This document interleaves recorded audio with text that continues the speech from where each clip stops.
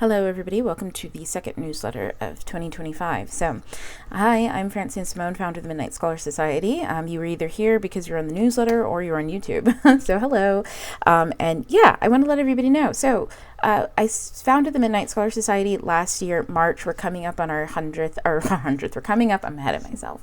We're coming up on our year anniversary, which is wild to me, honestly. I'm astounded, but I have a few celebration notes I want to make at the beginning, but today's newsletter is going to be pretty huge because it's about the Pisces and Virgo nodal shift.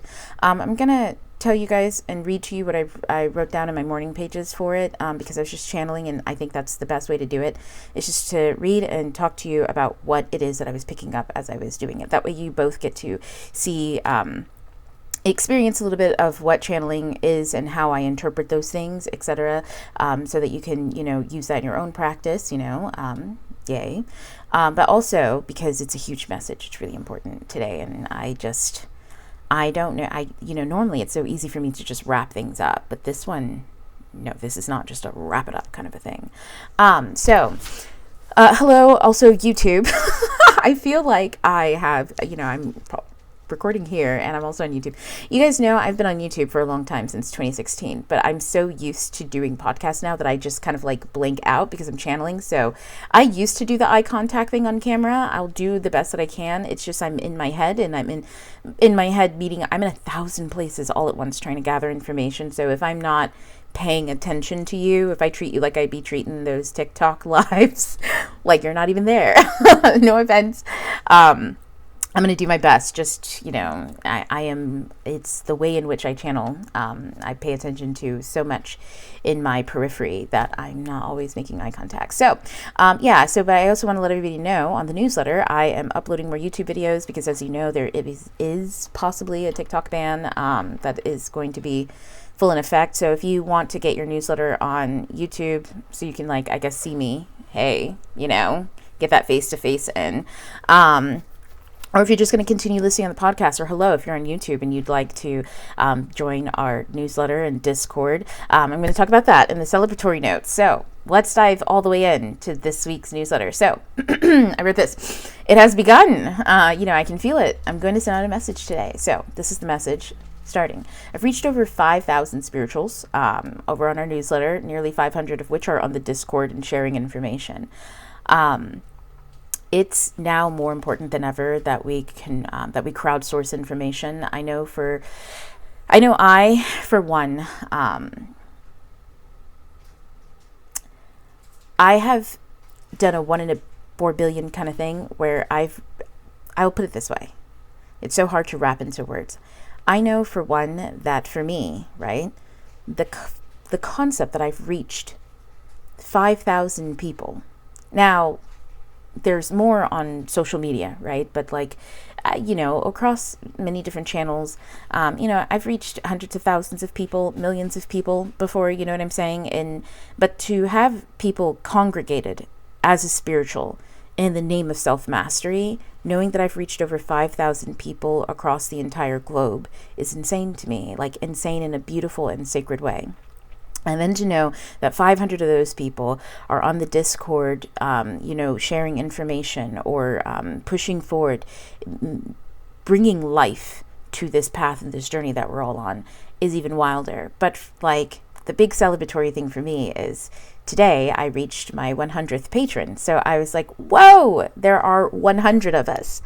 Of those 5,000 dedicated people in the newsletter who are dedicated to self-mastery, to the point of lecture, to the point of picking up and building tools and wielding those tools and doing something, being changed in their life and seeing and co-creating with the universe, the more people that we have doing this and being dedicated and to themselves so that they can build the reality in which they want to see, the greater and the more brilliant the world will be. Now, that being said, right, I just want to say thank you to everyone over at the Midnight Scholar Society, whether you're here on the wide internet or whether you are part of the community.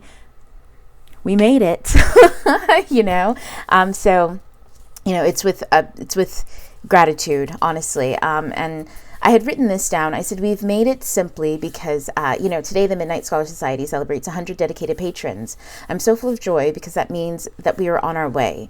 We have made it simply because we have connected and on a chosen cause, self-mastery, to face what comes before us in a state of joy, awe, and gratitude, and we choose to express it. Co-creators with the universe as alchemists. So, thank you. Thank you for coming along on the ride. So that is my note of celebration. I'm in awe and I'm in much gratitude, honestly, to each and every single one of you. So now, with that being said, let's talk about Pisces North Node and Virgo South Node, the shift and what it means. Now, this is where everything gets a bit more interesting. Here on this channel, we talk about storytelling. Storytelling is a way of sharing information, right? So I'm going to tell you a story, essentially. So I will read to you. I'm going to do what I do with my youngest when we do reading time, right? He does his own books that he enjoys, but at least 2 times out of the week he has to do something challenging, and so he reads to fatigue, and then we read with him. And what I do with him is I will read, but I insert commentary as we read, so that he understands that he can also have commentary while he reads, and how to balance both, right? Because sometimes our attention, it's difficult to balance the thoughts that we have while we're reading and also separate those from the reading itself and the expansion, all of that kind of stuff. So if you have any young ones or you suffer with ADHD and reading, try commentary. Try commentary. Sometimes your biggest ADHD problem with reading is you not allowing yourself to have commentary, or you don't find value in it, when in actuality, that's the thing that you actually want when reading, not just the story. So I'm going to get into that a little bit deeper about what that means on your own journey as an adult versus learning to read, because it's not just to learn to read. It's it's a thing you're learning to do while you read. Anyways, I'm going to do that with you all. Okay, so here's straight from my morning pages. I hate doing this. If you can't tell, I'm stalling. But, here we are. This isn't edited. You can tell I'm a writer. Anyways, we have stepped through the veil, okay? From here on, this is the truth, however you accept it. You have been in contact with each other, so you as individual people, right, with each other spiritually and in physical form, okay, via the internet. So what I want you to kind of wrap your mind around is that even me right now, this message that you're hearing is not me in the present. While I'm presently filming this, no one else can be hearing it except for the people in my house. So once I send it out to you, you will be receiving past me, hello from the past, but also your current reality, your future, your reality. We're on different timelines, right? As just human beings walking around the earth, physically, we're in different spaces, but we're also in different timelines, which means we're on different points in time, okay?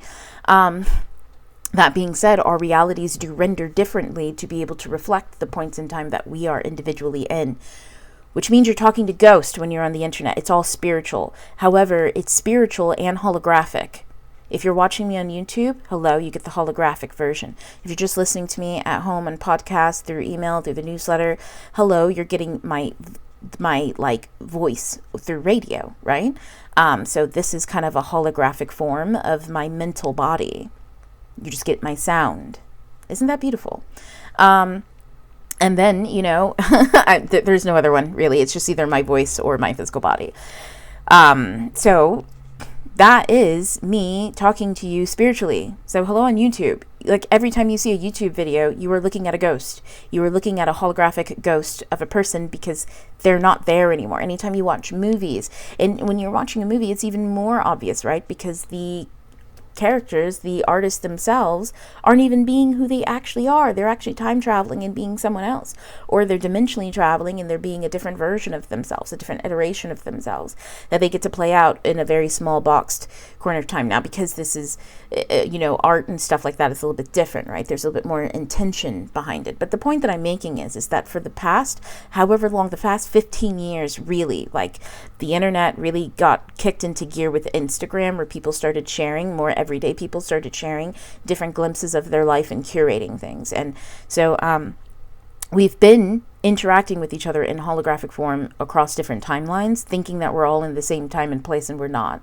And the more people have more media literacy are able to discern, oh my goodness, we're not even in the same dimension. hence the Mandela effect, X, Y, and Z. It's been a lot to process, right?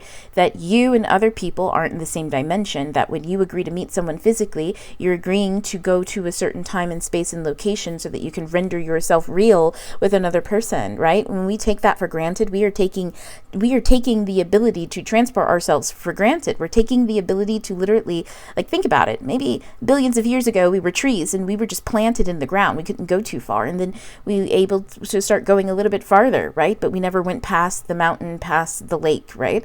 And then we started going past the mountain, past the lake. Do you know how hard it is to come back together? Do you know all of the things that can happen to you between this mountain range and the next one? You know what I mean? Do you know? And not bad things either. Things like you fall in love and live in one of, or you find your favorite tree and you never want to leave, or you find new food and you're never leaving this spot. You know how hard it is to come back together, right? So we are now at a point in time where you can meet someone that you've never met without even leaving your own home. We take things like that for granted, like this is magic, the ability to teleport and to talk. Do you know that possibly our ancestors had to figure out these things? They had to write letters. They had to whisper onto the wind. If you've ever read The Alchemist, right?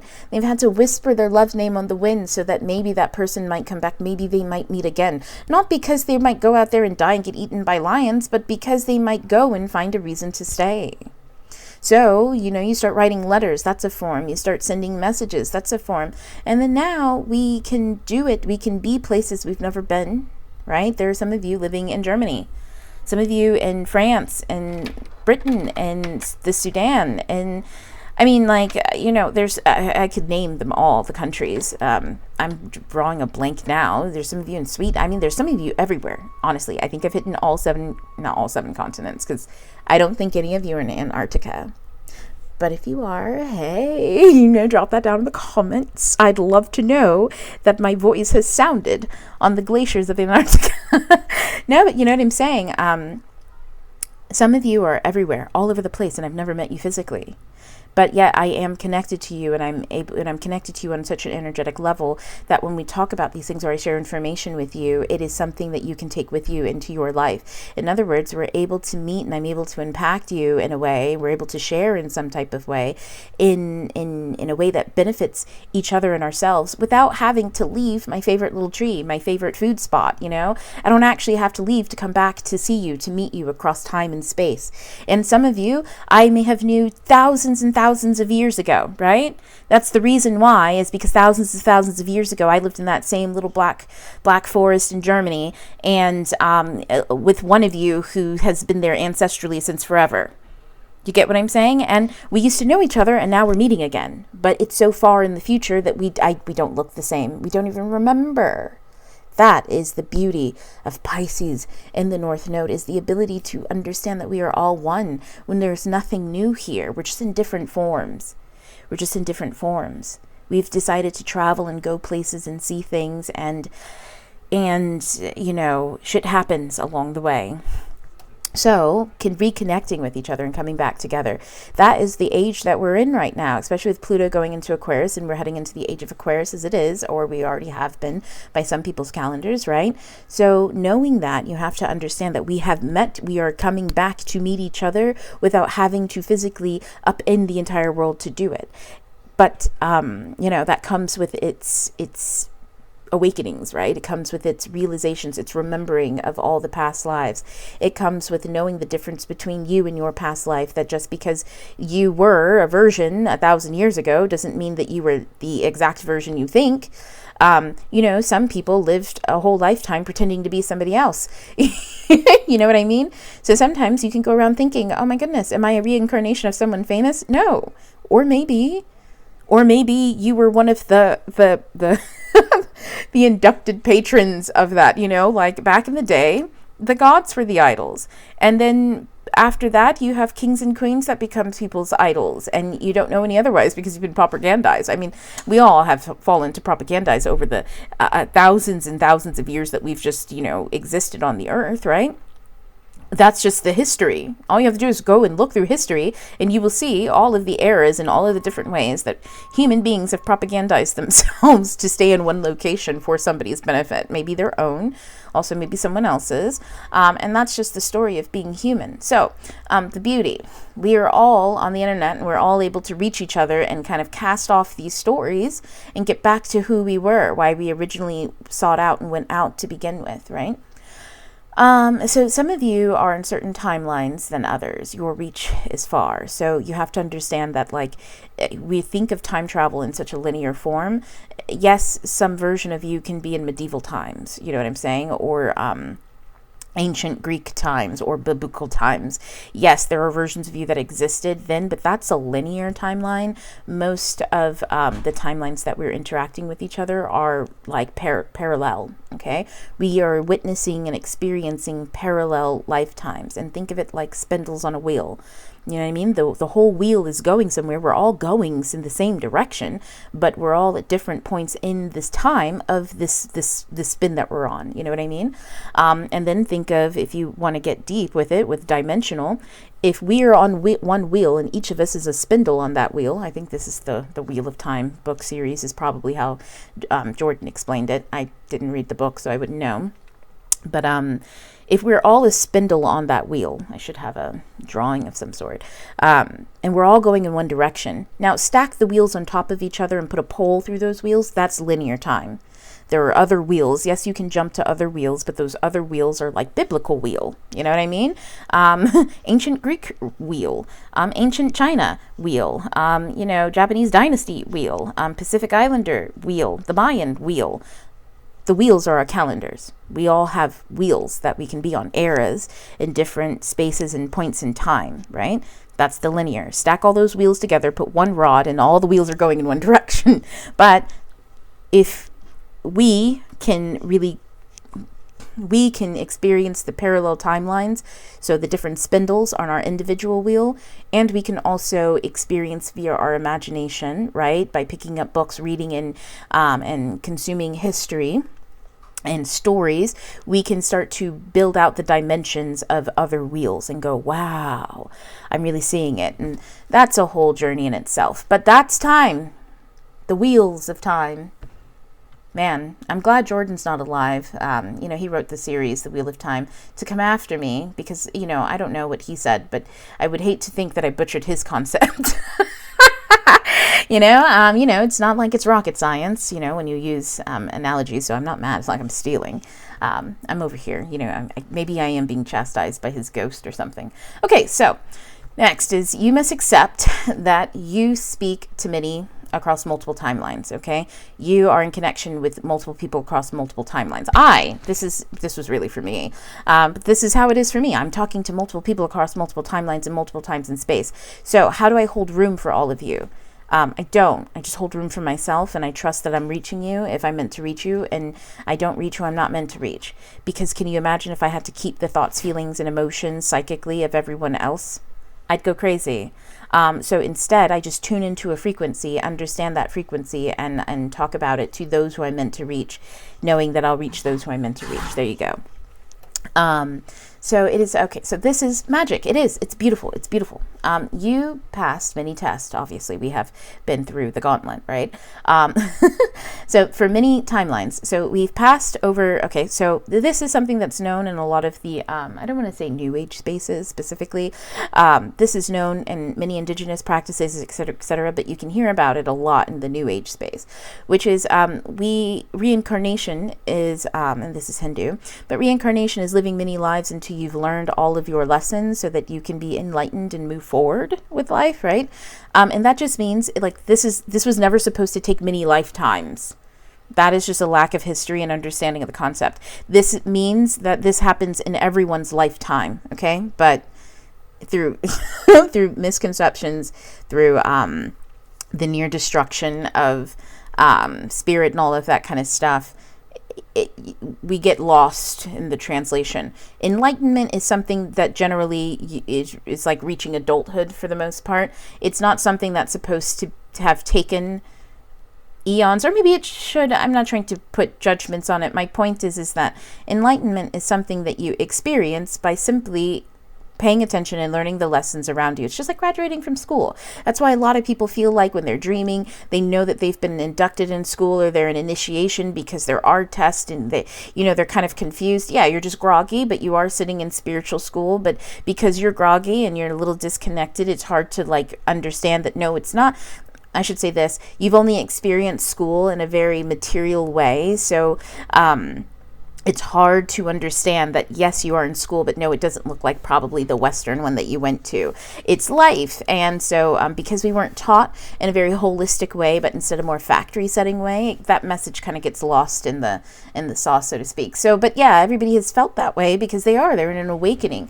And the point of it, or the way that you pass, is you're able to walk out of the underworld. The Greeks taught us this, right? The Orpheus, I always have to think of it in the song form, by, I can't remember their name, the Buttertones. I love that song. I was in California, and this Uber guy was listening to it, and I was like, what music is this? Because it was speaking to me. It's very, you guys know, I was doing a lot this year teaching through Greek mythology, because a lot of that is in our zeitgeist as Americans and as Westerners.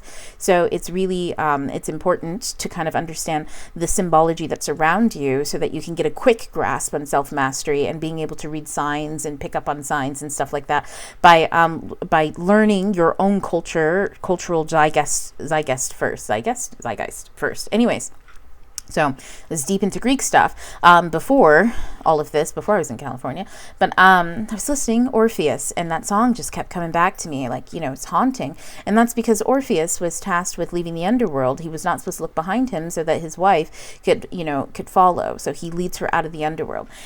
And the whole point is you don't look back, right? We have to let go, release, surrender, and go forward. This is also Plato's cave. You walk out of the cave. You don't go back. You don't look back. You don't try to save other people. The only way that you can truly, the lesson that Orpheus teaches us, the lesson that is constantly given in the underworld and all of the different sacred mythologies, is that you don't look back. You have to be able to release and move forward, right? So, man, this next part's going to be wild. So congratulations, okay?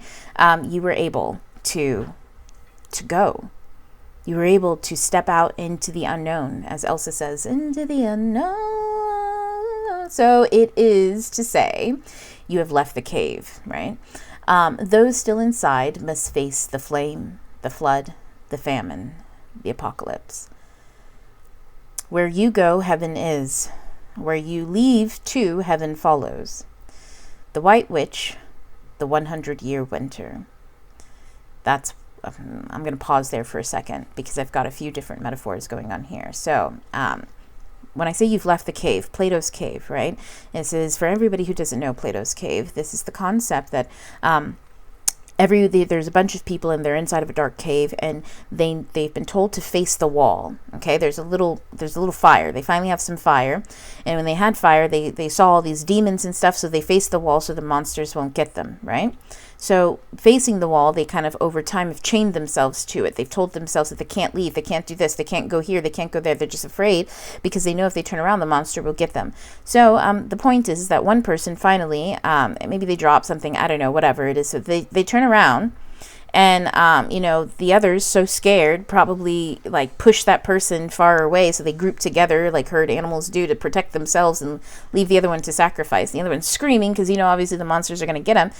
And you realize it's just shadows. It's everybody's shadows. And he tries to convince the other people to just turn around. He's like, guys, it's just our shadows. And they're like, no, the monster's got them. That's the monster speaking, trying to trick us, into turning around so it can eat more. It's got his voice. It's this and that. And he's like, oh my God. So then he's like, you know what? Fuck it. And he just leaves the cave. So I said, I've never read fully Plato's Cave. I did a while ago, but it was so long ago that I don't trust it to memory. So, but I push past and go into this place, which I don't know if Plato does. After you leave the cave, you can't go back in. You can't go around trying to convince people to leave the cave. You have to leave, and that leaving gives somebody the courage the next time when somebody accidentally turns around and realizes that there's no monster, they're shadows, and they're trying to convince everyone else, and everyone else is calling them the devil and all these crazy things, right? It's like all of a sudden being I see the problem, and now this person, instead of being the canary in the coal mine, is Cassandra, or the thing that needs to be murked, because it's trying to get us to sacrifice ourselves. It's trying to get us, and that is enlightenment. Yeah, enlightenment's trying to get us. The flame is trying to get us, so to speak. So maybe that person then turns around and they can realize that when they look around, you're nowhere to be found. What are they going to do? They're going to leave the cave too. And so will the next person, until finally the last person's left, whether they leave the cave or go mad inside, But that's the idea of Plato's cave. Now, I will let you all know that for quite some few years from now, I've been having dreams of said cave, so to speak. It's more like a coliseum in a lot of my iterations. And I also wrote about it. This is why I was able to actually see it in my imagination so clearly, is because I wrote about it. It was an island, and I have a fantasy series that's not out. So don't look for it. It's not out yet. I'm still tinkering with it. But there's an island called Nivea, and it's named after the god of death in this world, right? And on this island, there's a lot of debauchery and stuff like that. A lot of trade goes on this island. And one of the main attractions is this gladiator-style arena inside of a cave. And my main character, she goes and she sees someone that she knows in the arena, and and so forth, the scene. But in one of my dreams, I was in that arena and I recognized it where I was, but I was with one of my guides, and we were up in the stands like an audience member, very similar to how I wrote it in the book. And sitting, I was watching these people come into the bottom, the pit, so to speak, but they didn't know they were going into the pit. They thought they were going into a feast. They thought that they were going in. It was like if the town had gathered up all the thieves in town and told them that they could go steal treasure all at the same time. They're all filing in, right? All of these entities it was greed. They were salivating at the idea of being able to steal or to take something, and it's so perfect under the cover of darkness. And I could feel like my guide shifting and changing, and then my guide became very animal-like. And then all of a sudden I realized that I was surrounded by all of these spirits, and they were all in animal form, and they were all waiting to pounce. And so this is, I realized I was safe and I was fine because I'm observing this from up high, right? But the energies, the spirits around me it was like the energy that they were filled with was more of a frenzy than the people coming in. The more enfrenged the people that were coming in were, the more bloodlusty, greedy, whatever they were, the more these spirits just gained and gained and gained, and were salivating, waiting for the moment. And it's been years since I had that dream, and throughout the years I'm always reminded of it, and it was like a countdown, and I was like, oh my goodness. And I'd be in situations where there was mini versions of it, and it's like these traps were set for people, and I could see it in real time in my life, just trap. And every time I'd see someone heading towards one of those traps, I'd remember the cave, and it stopped me from overstepping and being like, hey, I'm not trying to be weird or anything, because I understand that what you're doing is probably out of malicious intent, but I'd like to let you know that you probably shouldn't act in malicious intent towards me, because it seems like energetically something is playing out here. You might want to rethink some of those things. You know what I mean? I wanted to kind of inform people in that way, but everything in my own space and my spirit was like, no, they've had enough time to inform themselves. They've had enough choices. You cannot infringe on other people's choices. They all have agency and autonomy. So it was like I was just watching people walk into traps, and I never knew when the trap was going to go off until just recently. And I think that we're at that point in time where everyone, and we've talked about this in many different spaces in the spiritual community, but there's been a lot of polarizing events, right? And you can see that playing out in and the societal energy. That's just what these generational planets do to some degree. And over in the solar flares community, where they talk about the what is it called, the I can't remember off the top of my head, but they measure solar flares and how that impacts the spirit and stuff.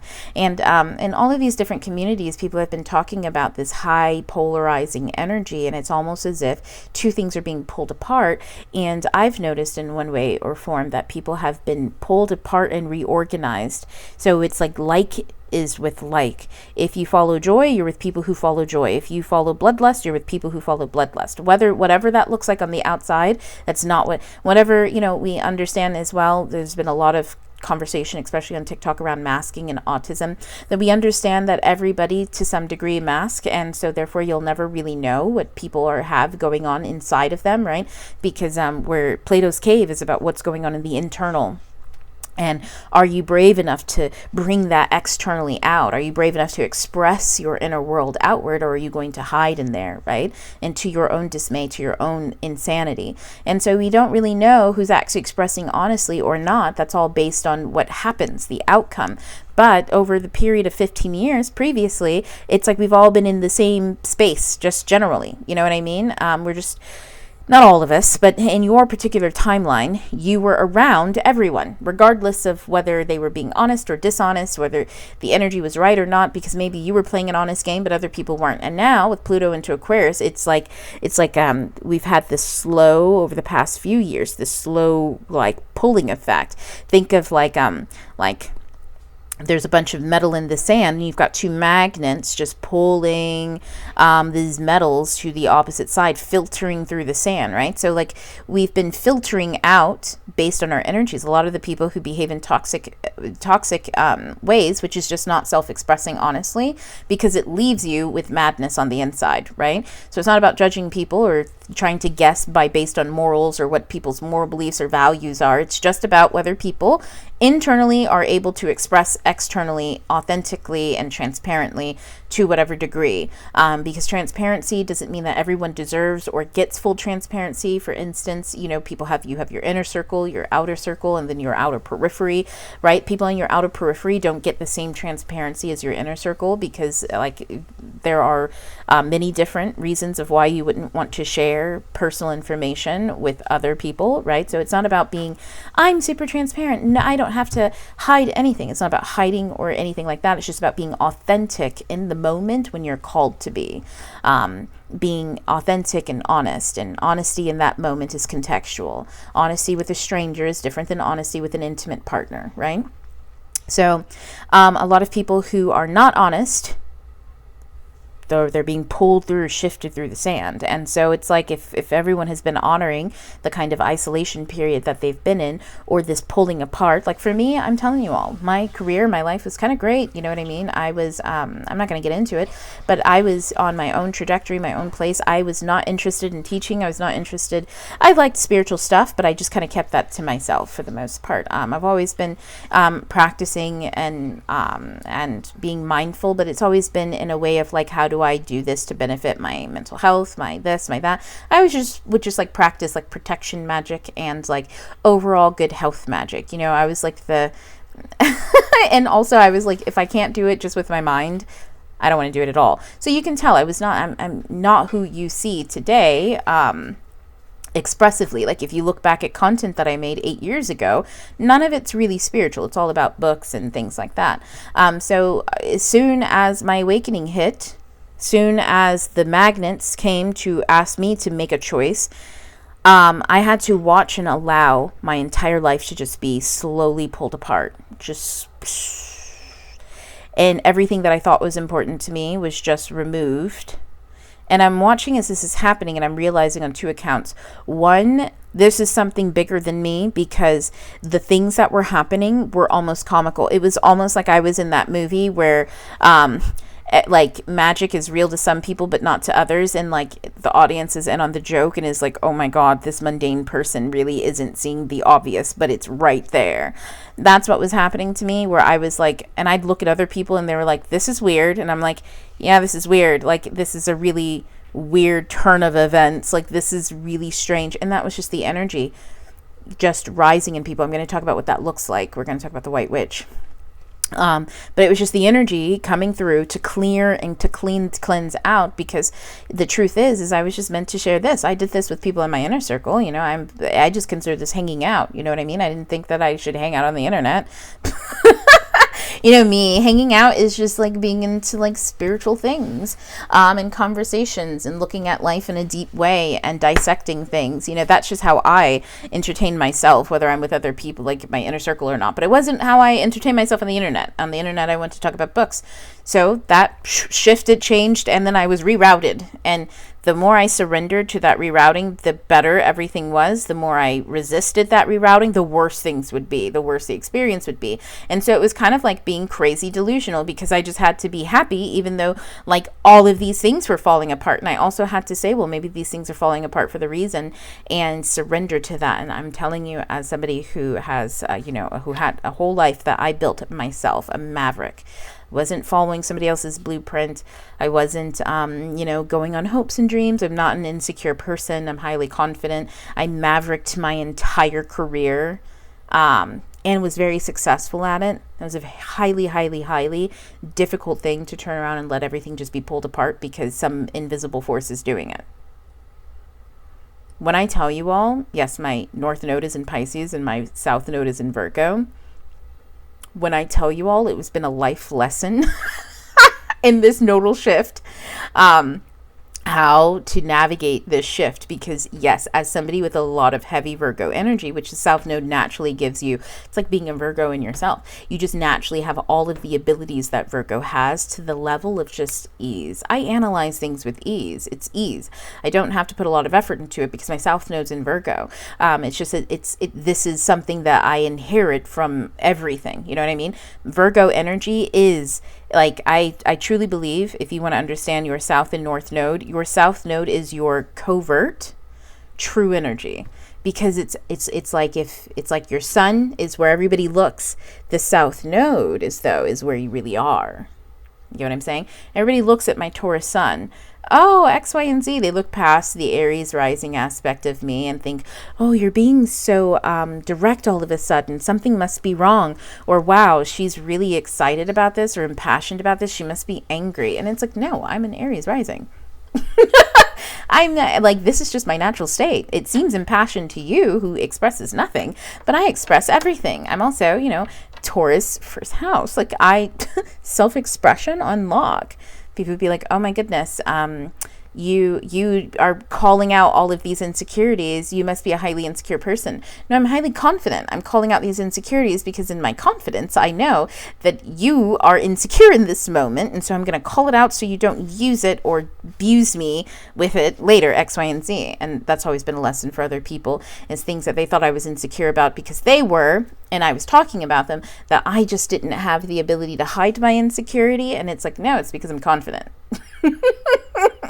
And I'm calling it out so that you'll stop being insecure and you can be confident too, because if you don't do that, you're going to act as an aggressor towards me, because I literally highlight all the things that you wish you were. Fix yourself. My whole life has been a lesson in these things. And so because people were always looking at that stuff, they never understood where my confidence, where all this stuff came from. And it's like, because I'm a Virgo South Node. I might as well, people are like Virgos. They're know-it-alls.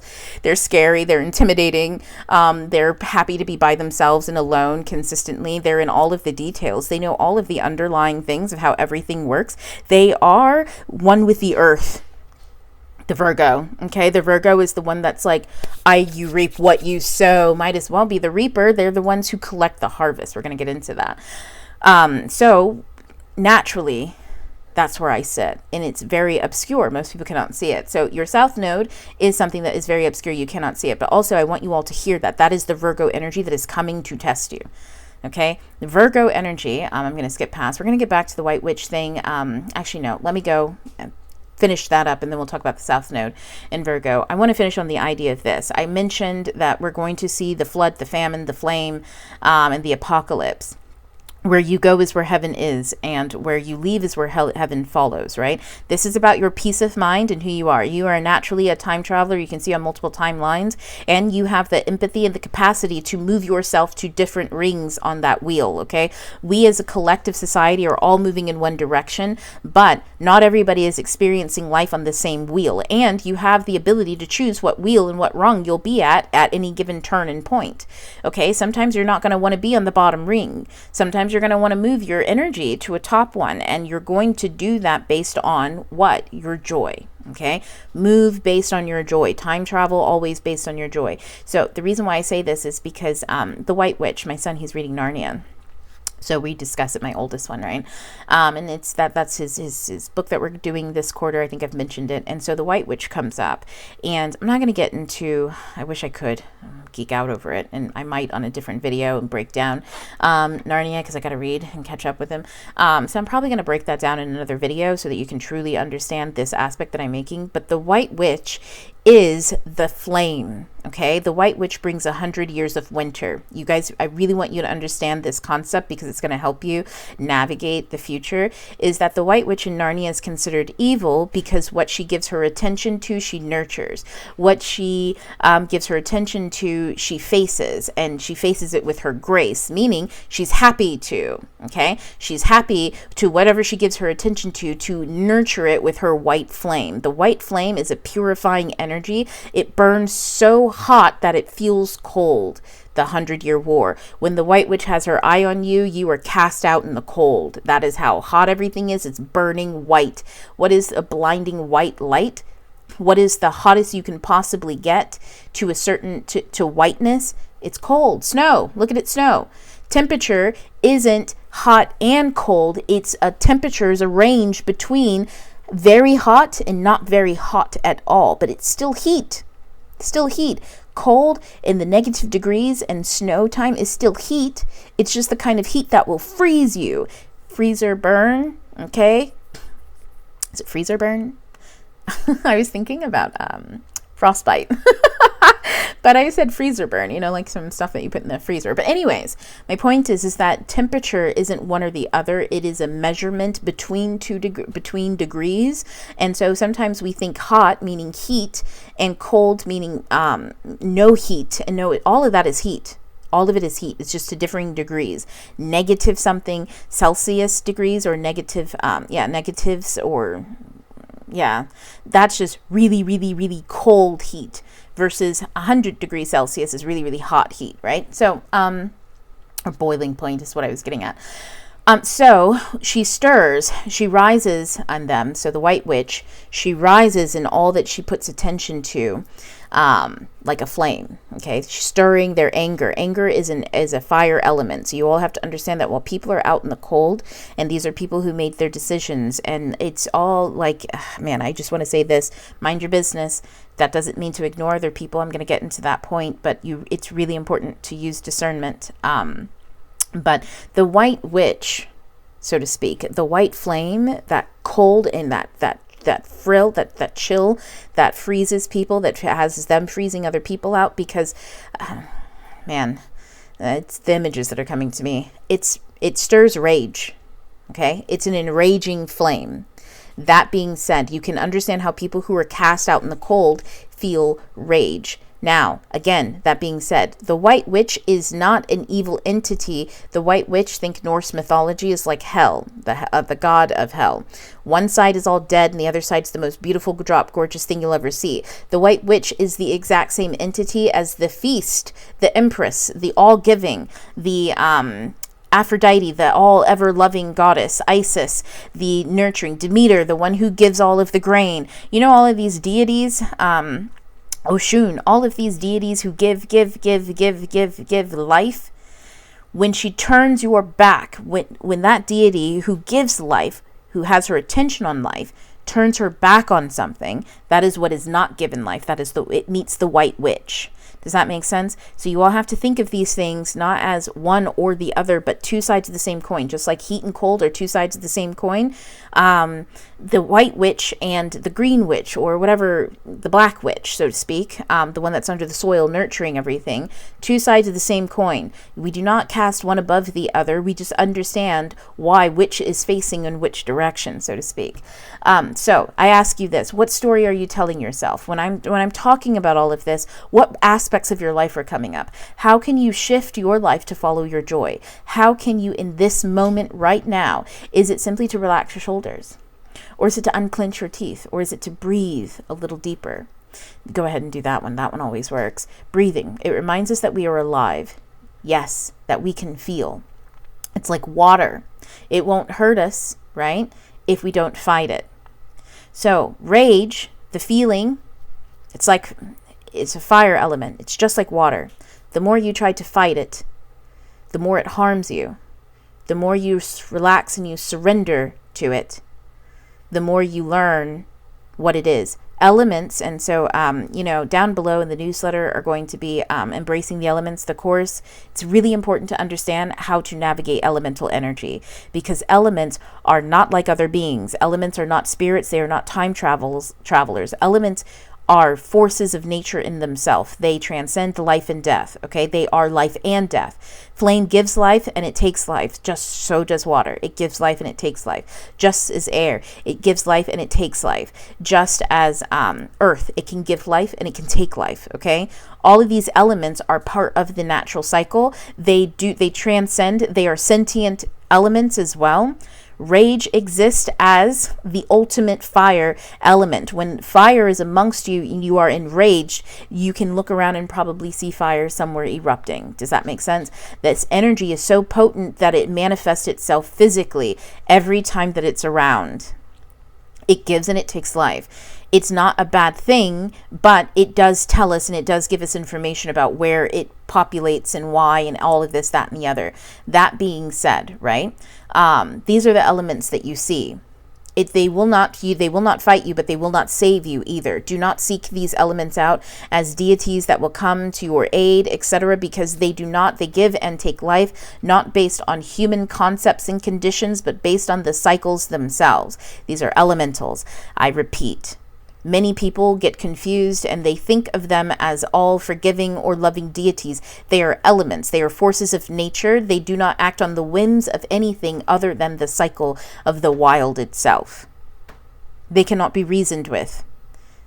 They cannot. It is like a boulder rolling down a hill. It will stop when gravity stops it. Okay? It is not something to be reasoned with. You don't try to argue a rolling boulder out of the way. You don't try to push it out of the way. It will just roll over you. So these are things that do not give they're things to be respected. You honor it by observing, acknowledging, and processing elemental energies. That's how you interact with elemental energies. You observe them, you acknowledge them first, you observe them, and then you process the energy, which means specifically you express it by responding with who you are.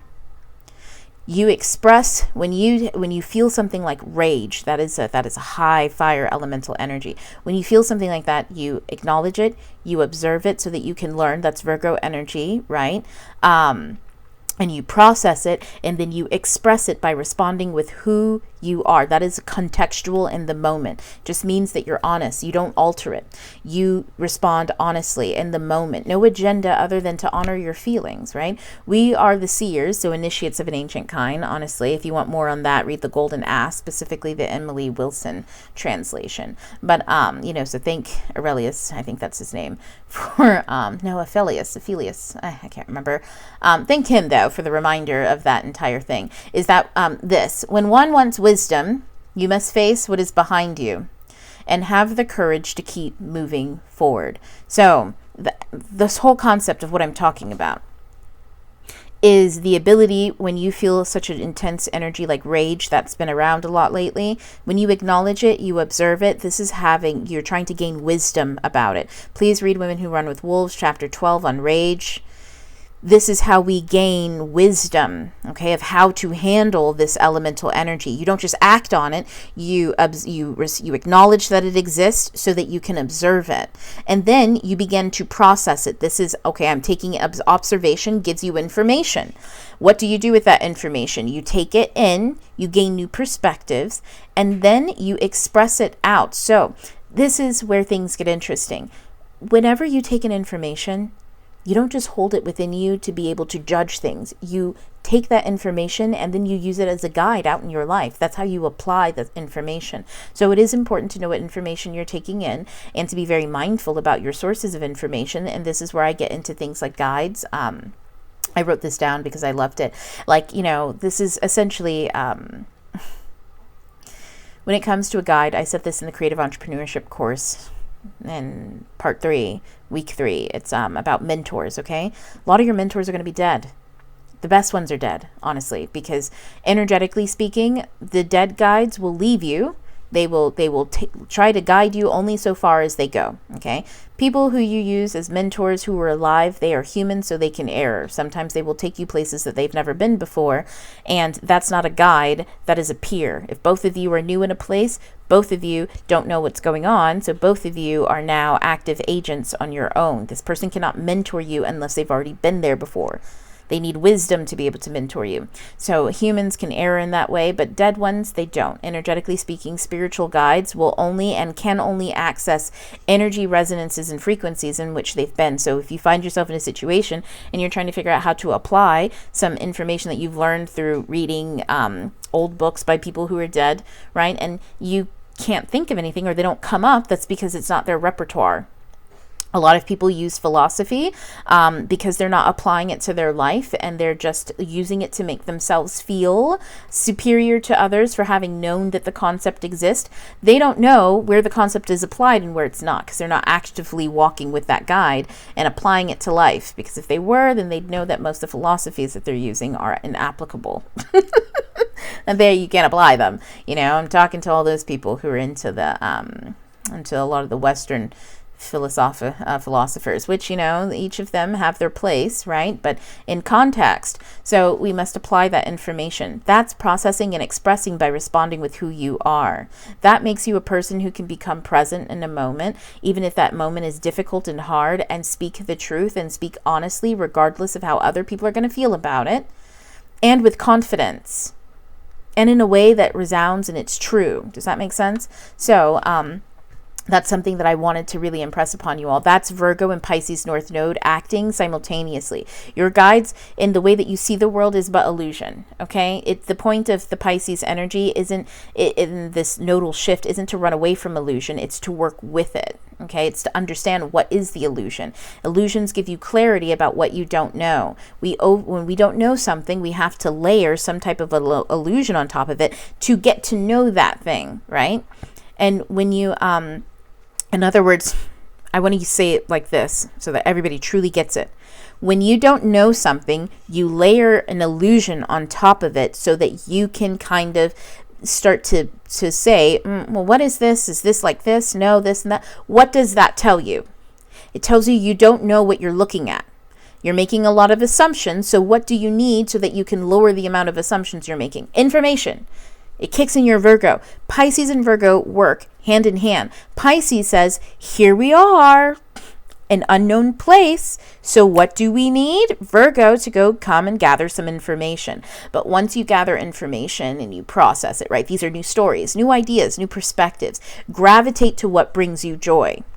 What lifts you up, the ones that remedy you with the chance to see yourself in a new light, and then go be that. What does that mean? It means to use your new perspective. Let that storyteller guide you in new situations. But remember, this is a guide. They can only take you where they have been. You do not worship them. They are your friends, allies, time travelers of the most genius variety. I love mine with my whole heart, and I carry them wherever I go because I ask them to help me. I ask them to guide me. Do you understand? Everything I consume then becomes a connection of joy. In other words, because I asked these guides, I followed my joy and I found this book of this dead ancient person. I'm asking them to give me a new light, a new perspective on something. And I found them through joy. I'm connecting to them through joy. I'm connecting across the wheel of time with joy. I am traveling across the different wheels as we all roll towards this something with joy. So that means that the message that I receive will be from them, from their joyous state. That means when I connect to a philosopher, if I'm connecting through a place of joy and I'm curious about sorrow, right? I'm going to connect to that philosopher when they're talking about sorrow from a place of being healed, from a place of joy, not from a place of brokenness, a place of bitterness, a place of anger, frustration, this, that, and the other. I'm likely not to come in contact with those things. Does that make sense? So that way I'm able to get the perspectives that I need from someone who has the capacity, because they've traveled thus far. They've traveled far enough to reach their joy. These are people that you'll be connecting with because they got to wherever it is that you're trying to go with their heart wide open. Okay, they got there with their heart wide open. And that's who you want to listen to. You don't want to just listen to any bum on the street. Well, what about the one who's lost everything? Shouldn't I listen to his story so I know what not to do? Great. So now the thing that you know as you walk into a place is everything about what not to do. So all your attention is going to be focused on what not to do. The same way that he was, which means you will meet the same end. Now, the more stories you collect, the more of a wider landscape you get and the more you understand. So never just use one guide from one era in time, etc., etc. Expand your realm. Let them be people who introduce you to other people. I love Sir Conan Arthur Doyle. Knight, sir. Yeah, he was knighted. He was knighted by an imperialist regime nonetheless, but he's introduced me to so many different guides. Honestly, just I don't know what it is about Doyle and I. We are definitely intertwined in some way, shape, or form, and it's because he was a spiritualist. He was really looking beyond the veil and poking and trying to connect through time and space in a way that his people had not been able to in a very long time. You know, he's originally Scottish, so you know, beautiful energy. But a guide like Conan or Doyle, right? When I connect, when I pick up a book and I pick up Sherlock Holmes and then I'm reading about it and then I read about Doyle's life and then I'm realizing that he and I have a lot of similarities and things, and then, oh my God, he's written books, he was a spiritualist, and then, well, were his friends and who was he talking to, and all of a sudden these people just start popping up all over the place in books, on the internet. I never know, they just start popping up. I gotta get to class soon. This kid's school started, so they just start popping up, you know what I mean? And this is how I make connections with those other mentors. You get what I'm saying? So I want to leave you all with this because I do have to run. The South Node will test you. It will reveal your control issues. It will reveal where you can't let go of the details. It will show you where you obsess. It will reveal in you what you've buried in the darkness. You understand? It is a Virgo that lifts the harvest from the ground. Is it not? The harvest has begun. The fields will burn, right? That's the flame. There will be irrigation. That's the flood. There will be irrigation will commence, yeah, because that's the putting water and nutrients back into the ground, right? But that's the flood. Crops will be fruitful and fruitless, and that is the concept of the apocalypse and famine, right? Or I should just say the famine. A reflection of what has been sowed. So be mindful. It is true. Apocalypse, this energy. Apocalypse is about chaos.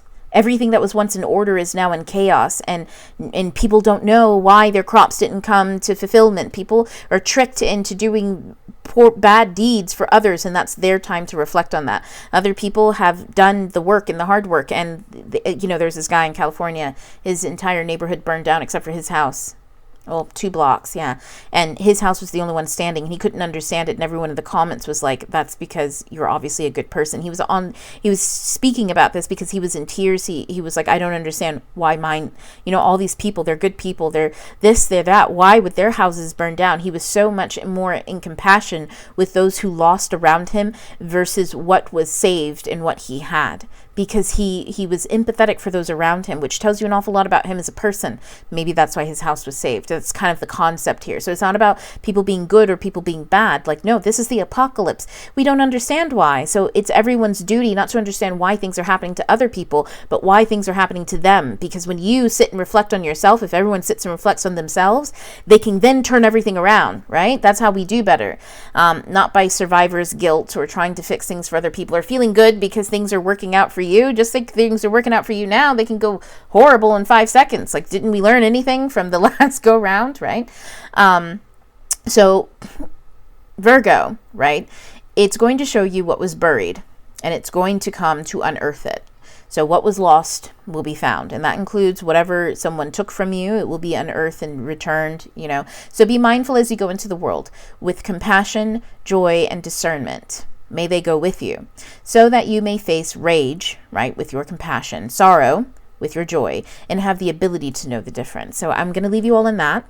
All of the links to everything down below, obviously. So if you're on the newsletter, if you are on YouTube and you do, want to join the Midnight Scholar Society, please do. Links all down below in the description of how to do that. And I will see you guys in the next video. Bye.